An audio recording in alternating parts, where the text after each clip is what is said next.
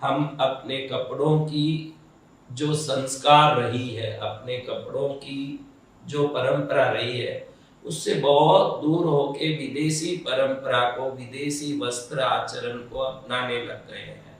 अब देखो तो आदमी औरत सब इतने छोटे कपड़े पहनते हैं, निश्चित ही इससे हमारे देवता या पूर्वज कोई भी प्रसन्न नहीं होते होंगे। हर घर में एक पूजा का छोटा सा स्थान तो है, 2-3 फोटो तो है उसमें, 1-2 दिया तो रोज उसमें जलते हैं। लेकिन हम ये नहीं मानते कि ये सुनते भी होंगे देवता, ये देखते भी होंगे। कब वो देखते सुनते हैं? जब हमको दुख आ जाता है, जब हमको तकलीफ आ जाता है, वहां खड़े होकर चिल्लाते हैं, प्रार्थना करते हैं, बचा लो, हमारा काम कर दो, हमारे जीवन में वस्तु चाहिए दे दो। ये सब जब हम पुकारते हैं तब हमको लगता है कि सुनते भी हैं न बोलते भी हैं। जब हम जो नहीं करना चाहिए वैसी वेशभूषा, नहीं बोलनी चाहिए ऐसी बोली, नहीं करना चाहिए ऐसा आचरण में जीते हैं, उस समय में हमको याद ही नहीं आता कि देवता बैठे हैं, मैं टीवी में इतने जोर से ये अश्लील गाना सुन रहा हूँ, तो उन देवताओं को कैसे लगता होगा, मेरे पूर्वजों को कैसे लगता होगा। ये बात बिल्कुल किसी को समझ ही नहीं पड़ता। तब तो जोर जोर से गाना चलेंगे, बीड़ी जलाई ले, बीड़ी जलाई ले, बस अभी सुन के देवताओं के दिल जल जाते होंगे इसके ये बीड़ी जलाने के गाने से। अब उसकी तो इसको कोई चिंता ही नहीं है कि मेरे जीवन में मैं क्या कर रहा हूँ, ये परेशानी ही नहीं है। वो मस्ती में है, अपनी मस्ती में पड़े हैं, और ये मस्ती ही दुख लाती है। हमारे किए कर्म ही बछड़ा बन के हमारे पास पहुंचता है और वही हमको परेशान करता है। आपको सावधान ये रहना है कि मैं करता क्या हूँ, मैं बोलता क्या हूँ, मैं जीता कैसे हूँ। अगर इतना व्यवस्था कर लोगे तो कल से भी जिंदगी सुखी हो सकता है। जिंदगी खाली हमारी पढ़ाई से, हमारे होशियारी भरी हुई जीवन शैली से नहीं, हमारे धर्म शास्त्र में बताए हुए सादगी पूर्ण आचरण, वस्त्र और बोल चाल से सर्वोत्तम बन जाती है। अगर आपको भरोसा नहीं हो तो एक बार अपना के देखो। ये छोटे छोटे कपड़ा पहनना छोड़ के, मन में आया जो बोलना छोड़ के, मन में आया जो खाना छोड़ के, एक व्यवस्था के अंदर कुछ दिन जी के देखो। पहले वो व्यवस्था जंजीर की तरह लगेगी जरूर, अरे हमने बाहर का नहीं खाया, अरे हमने मन का नहीं बोला, अरे हमने दिल का नहीं पहना, ऐसे थोड़ा दिन लगेगा। लेकिन ये जो कंपाउंड बना लेते हैं ना लोग अपने घर की, वो कंपाउंड इसलिए नहीं बनाते कि उसमें वो फंसे रह जाए, वो इसलिए बनाते हैं कि उस कंपाउंड के अंदर कोई गाय, कुत्ता, दूसरा जानवर या चोर ना घुस जाए। हम इतने खुले हो गए हैं कि हमारे अनाचार के कारण कई पाप घुस गए हमारे अंदर, और उसी का दुख हम भोगते रहते हैं जीवन भर। हमको ये पता भी नहीं चलता है कि हम दुख इसलिए भोग रहे हैं कि हम कंपाउंड को जेल मानते हैं। हम कंपाउंड के अंदर रहने को एक जेल की परंपरा मानते हैं। कौन फंसा रहेगा भाई? मन में आए जैसे बोलूंगा मैं, मन में आए जैसे पहनूंगा, मन में आया वो करूंगा। हर घर में यही हालत। आप जितने लोग देख रहे हो ना, अक्षर से अंदर से झांकोगे तो आपको मालूम पड़ेगा, स्वतंत्रता नाम की जो आपने चीज हाथ में पकड़ी वो स्वतंत्रता नहीं है, वो अनाचार है। मन में आया जो स्वच्छंदता है, मन में आया जो करना, उसको आप स्वतंत्रता कहते हैं। स्वतंत्रता वो नहीं है जो स्वच्छंदता है। स्वच्छंदता और स्वतंत्रता में फर्क है। स्वतंत्रता ये है कि मैं मेरे शास्त्र के बताए हुए काम को करने में दूसरा व्यक्ति बाधा ना बने, ये स्वतंत्रता है। शास्त्र में बताया उसके विपरीत करना वो स्वच्छंदता है, वो स्वतंत्रता नहीं है। और जो स्वतंत्र रहता है वो शास्त्र के अधीन रहता है। जो स्वच्छंद है वो शास्त्र के विरोध है, और जो भी शास्त्र के विरोध हुए वो राक्षस, दानव, असुर, वो शास्त्र के विरोध हुए। मैंने पहले बताया ना एक बार, शायद आपने नहीं सुना हो तो, एक जमाना था जब हिरण्यकश्यप एक देश में रहते थे, नारायण वैकुंठ में रहते थे। ऐसे 2 देश हुआ। आप देखिए, राम अयोध्या में हुए और रावण लंका में हुए।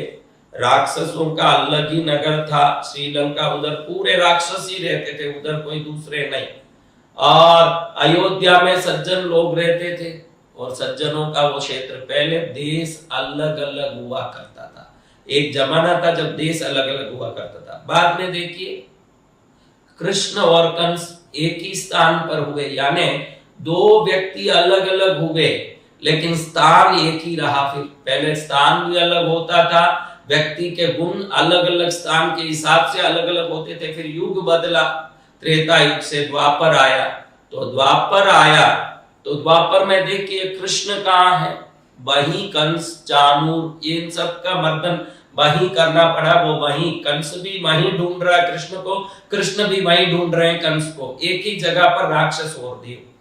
फिर बाद में ऐसा हुआ एक ही घर में राक्षस और देवों का जन्म एक साथ ही होने लगा। एक ही घर में एक भाई मर्डर करने वाला, एक भाई भजन करने वाला। अब ऐसा जमाना आ गया, 1 घंटा मन देवताओं के प्रति लगता है, 1 घंटा मन शैतान की तरह कूदता है। पहले 2 देश 2 प्रकार के लोग, फिर 1 देश 2 प्रकार के लोग, फिर 1 घर 2 प्रकार के लोग, अब एक ही आदमी 2 प्रकार का मन। हर दम वो बदलता ही रहता है, वो मन हर दम बदलता है। वो मन कभी कहता है अच्छा काम कर ले, दान कर ले, भजन कर ले, तेरा कल्याण होगा। थोड़ी देर बाद वही मन कहता है चलो इसको ठगाने से फायदा होता है, तो ठगने में गलती नहीं है, ठग लो इसको। ऐसे वही मन कहता है। सुबह में जो भगवान बन के जो मन घूम रहा था, थोड़ी देर में शैतान बन के घूमने लगता है।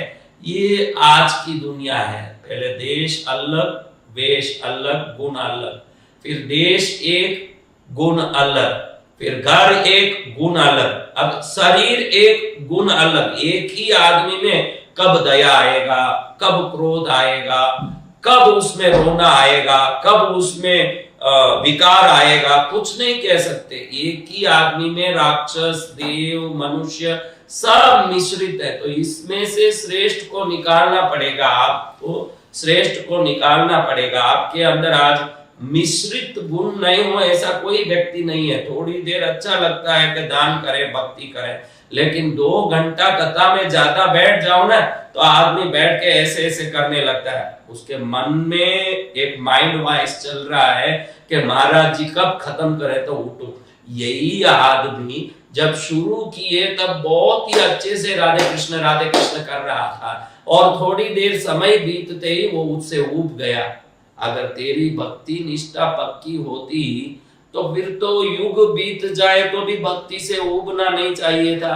अब ऊब रहा है, अगर तू भक्ति से ऊब रहा है, भक्ति से बोरिंग हो रहा है, निश्चित भक्ति में भी कहीं चंचलता है, भक्ति भी अस्थिर है, भक्ति भी खोट है। ये खोट लेके हर व्यक्ति चल रहा है, और ये खोट को अगर सुधारना हो तो अच्छी चीजों में मन को पकड़ के चलना पड़ेगा, और मन को समझाना पड़ेगा कि जहां आनंद आता है वहां फायदा नहीं होता, और जहां फायदा होता है उन चीजों में कभी आनंद नहीं आता।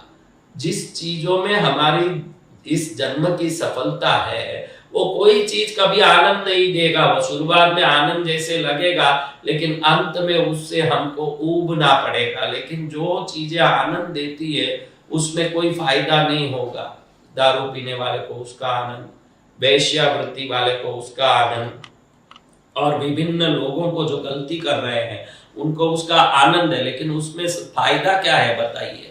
फायदा करने वाला कोई भी चीज उतना आनंद नहीं करेगा जितना आनंद नुकसान करने वाले चीजों से होता है। नुकसान करने वाले चीजों से बहुत आनंद। आज HIV एड्स पूरे विश्व में फैल के डरा रहा है। HIV एड्स संभोग के द्वारा फैलता है, गलत चीजों के द्वारा सबसे ज्यादा फैलता है। मान सकते हैं कि कभी खून चढ़ाने में गलती से HIV एड्स के कीटाणु आ सकते हैं, वो तो बहुत कम मात्रा में। अधिक से अधिक तो वेश्यावृत्ति में, गलत प्रकार के संभोग में, एक तरफा संभोग में बहुत ज्यादा HIV फैल रहा है। इसमें कितना आनंद आता होगा, तो गंदे लोगों को ढूंढ के लोग जाते होंगे। आप सावधान रहिए। आप कोई भी कदम उठाते हैं तो इसमें सिर्फ आनंद ही है या कोई फायदा भी है, ये सोचना जरूर शुरू कीजिए। फायदा उसी में है जिसको ईश्वर का भजन कहते हैं। शायद पूजा करते समय कई लोग कंटाल जाते हैं, जल्दी पूजा करने की सोचते हैं, जल्दी दीप धूप करके उठने की सोचते हैं, लेकिन उसका फायदा जब अच्छे से समझ में आ जाएगा, उसमें निष्ठा और श्रद्धा भी प्रकट हो जाएगी।